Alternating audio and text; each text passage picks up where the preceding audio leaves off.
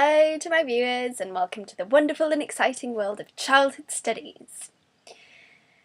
In my vlog today, I'll be talking about children's emotions, especially about their journey to becoming emotionally intelligent people.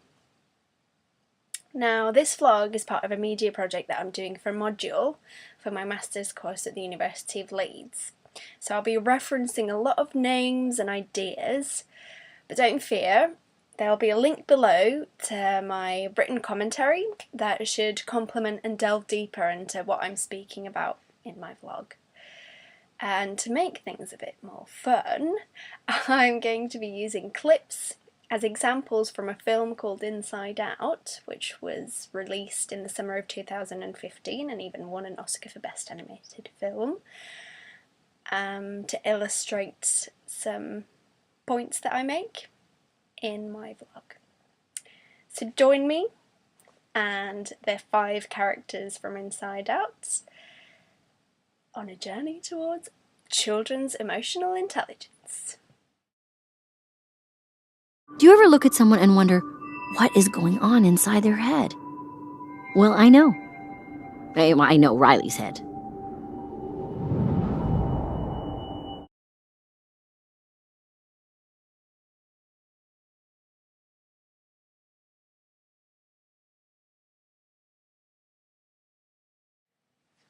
So why Inside Out, you ask?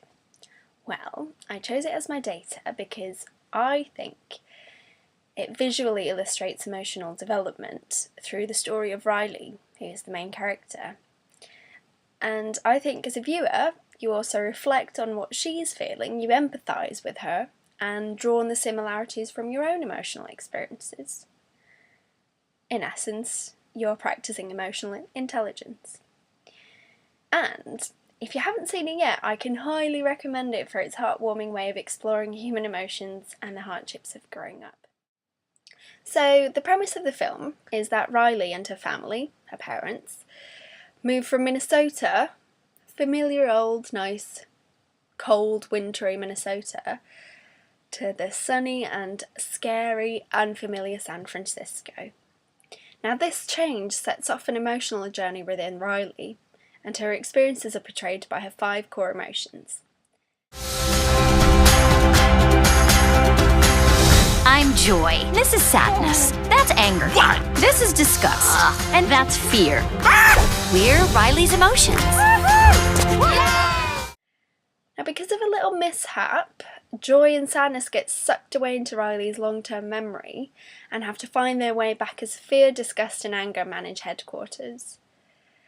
The happy and joyful Riley we get to know at the beginning of the film becomes scared, angry and disgusted. However, joy, and us, the viewers, learn how important sadness is to Riley's future. I wanted to maybe hold one. What happened? Sadness? She did something to the memory. Is everything okay? I don't know. Take it back, Joy. Trying. Joy, no, wait! The core memories.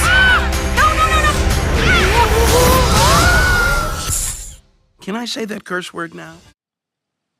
Now, how do I tie the film, the story, into an academic context of children's culture and creativity? Well, I'm going to explore how films can teach children emotional intelligence through emotional literacy. I know, literacy traditionally has seen something to do with reading and writing, and emotional intelligence? What is that? You're right in asking all these questions, and please let me explain. So there's a developmental psychologist called Howard Gardner who argues that a capacity to recognise our and other people's emotions, to differentiate and label those emotions, and harnessing emotional information is just as important as IQ. He calls this emotional capacity and ability emotional intelligence. EI for short. He divides EI into intrapersonal intelligence and interpersonal intelligence. I know it all sounds very complicated, but simply explained, intrapersonal intelligence means self-understanding and access to one's own emotions, whereas interpersonal intelligence means the understanding of other people's emotions, the ability to make distinctions in other people's moods, temperaments, intentions, motivations. Another influential psychologist to discuss the importance of EI is Daniel Goleman. He says that EI facilitates self-motivation, resilience, the control of impulses, the ability to empathise, and to manage our own distress. Now, he also argues the importance of acquiring EI, because it will lead to a person who has mature emotional skills, is self-aware, and in control of their own feelings. Now, how does emotional literacy then fit under the topic of emotional intelligence? Gardner states that in addition to the more traditional concepts of literacy, which tend to mean reading and writing, have been challenged by multiple ones. At the heart of literacy is the taking in of information, the reading bit, and the production of information, the writing bit. From an emotional literacy point of view, reading means the understanding of emotions, and the writing means expressing them. Therefore, the ability to read and write emotions is an indication of having emotional intelligence.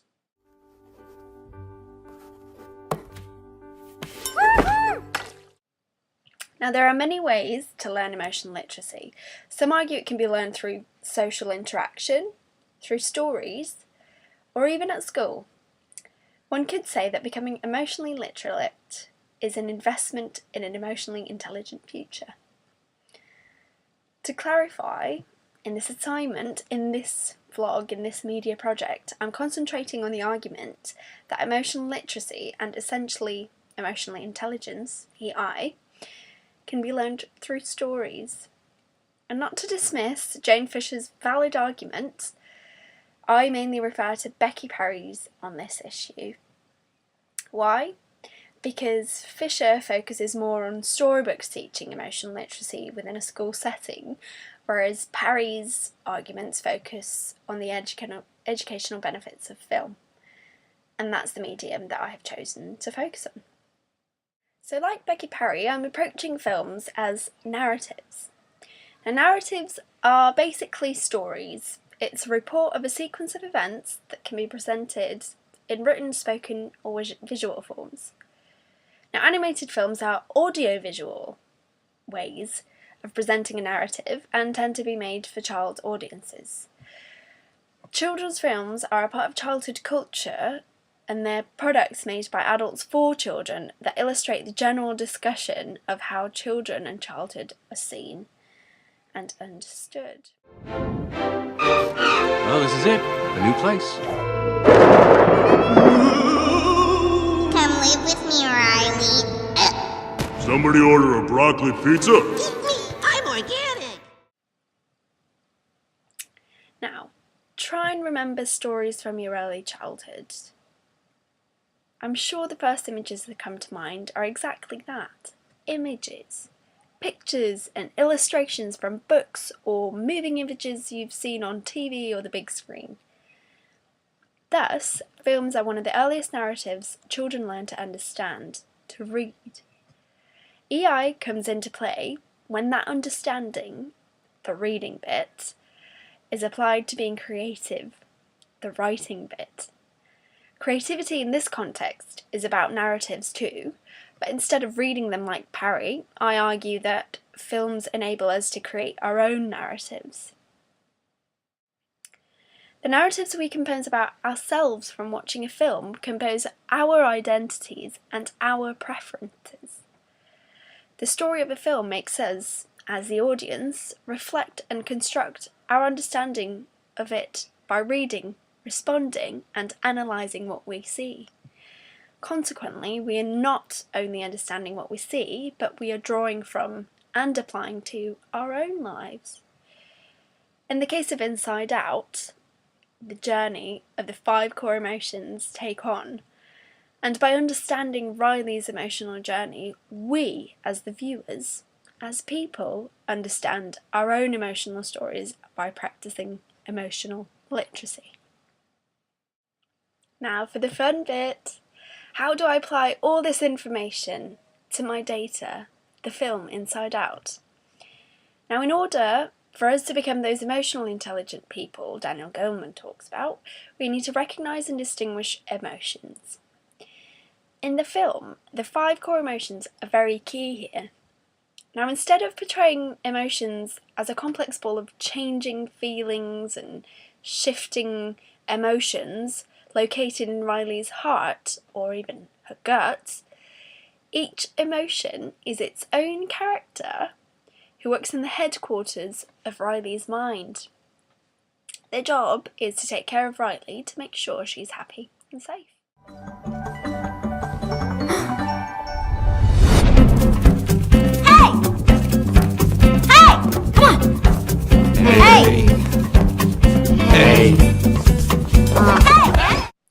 There's Joy, who's in charge of the control panel and thus in control of Riley. She smiles a lot, tries to think positively in every situation, and her upbeat energy is reflected in her yellow colour.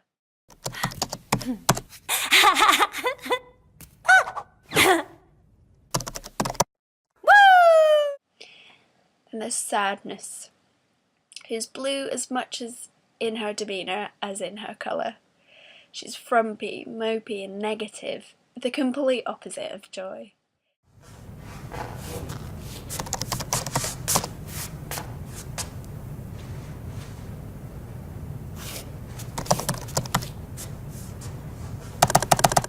There's Fear, who's purple and pretty neurotic and jumpy in his mannerisms. He always fears for the worst and is very sceptic about everything and everyone.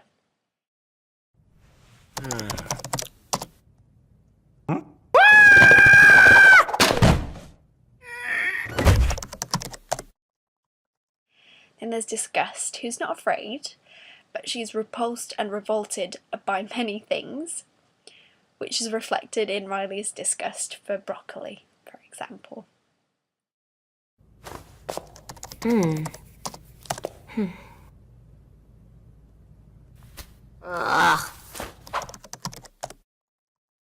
She's green, she's stylish and very graceful in her appearance, the complete opposite of Anger, who lacks grace, as he literally bursts into flames when things don't go his way, well, Riley's way. He yells and he waves his fist around, and there's no question of him turning or even seeing red because he's red all the time.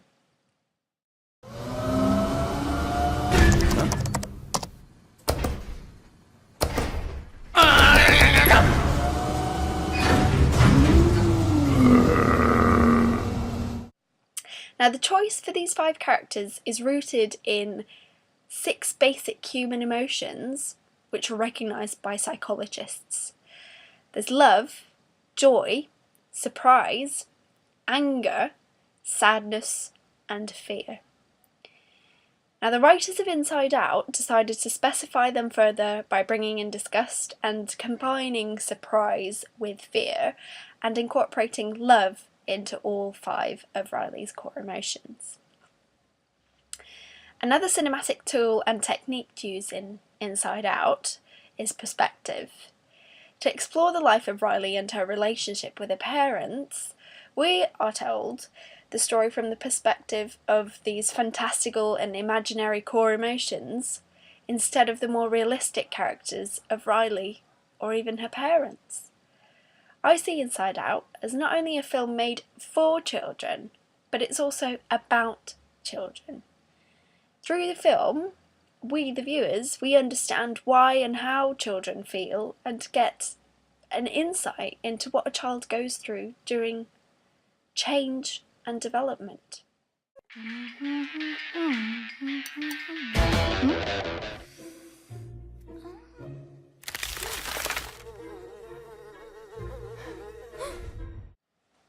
Now, I think it's high time I answer the question I asked at the beginning of this vlog post.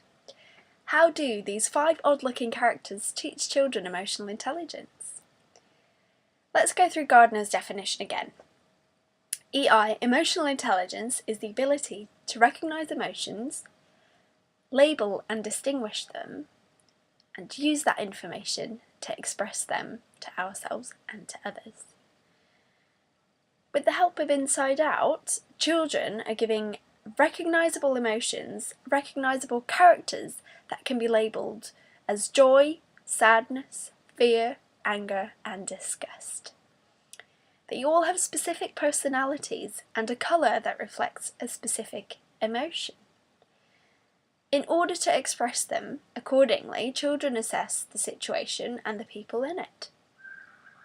There are several ways of reading a situation or a memory depending on which emotional perspective to take on.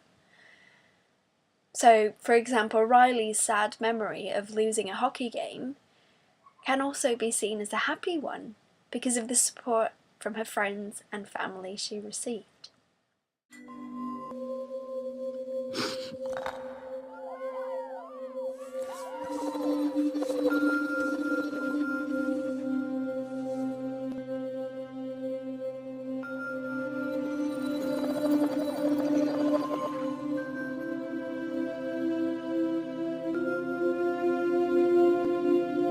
It was the day the Prairie Dogs lost the big playoff game. Riley missed the winning shot. She felt awful. She wanted to quit.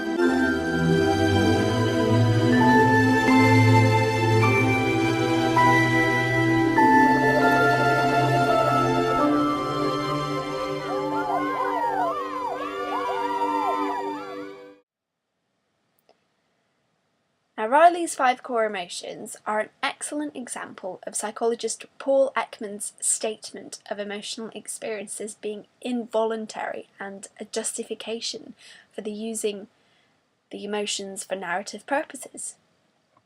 In the film, Riley has no control over her feelings. They are in control of her. It is up to the emotions to fix Riley, to make her feel again after she has lost all her islands of personality. This is where Riley's emotional intelligence comes in. Joy recognises that Riley ultimately feels sad, a feeling distinguished from anger, fear and disgust that she's recently been feeling, and that Riley needs to give in to this sadness and embrace it in order to be happy again. Through this realisation, the film is teaching children to recognise and express all feelings, not just the positive ones. Now, as a consequence of this emotional breakthrough, Riley's emotions create new core memories to replace the lost ones. These new core memories represent her emotional development. They're multicoloured and bring more depth and diversity into Riley's character and personality. Hey, I'm liking this new view. Friendship Island has expanded. Glad they finally opened that friendly argument section. I like tragic vampire romance island. Fashion Island? Everyone shut up. Boy Band Island. Hope that's just a phase. Say what you want. I think it's all beautiful. All right, here you go. Your new expanded console is up and running. Now, to end my vlog post, I want to say that exploring things of the real world with a bit of imagination through a story would allow children to gain insight about themselves. Practicing emotional literacy whilst watching a film, reading the film and its characters is a great gateway for a child to create information, to write their own stories. Now, if you like my vlog post and would want to know more about what I've been talking about, please check out my written commentary upon the subject. You'll find a link to it below here in the description section of this video. If children's creativity and cultures interests you, feel free to check out the Twitter feed, which also is linked in the description bit of this video, specific to this module, by finding and using the hashtag EDUC5863M. Thanks ever so much for listening, and don't be afraid to tap into your emotional side because you actually might learn something from it.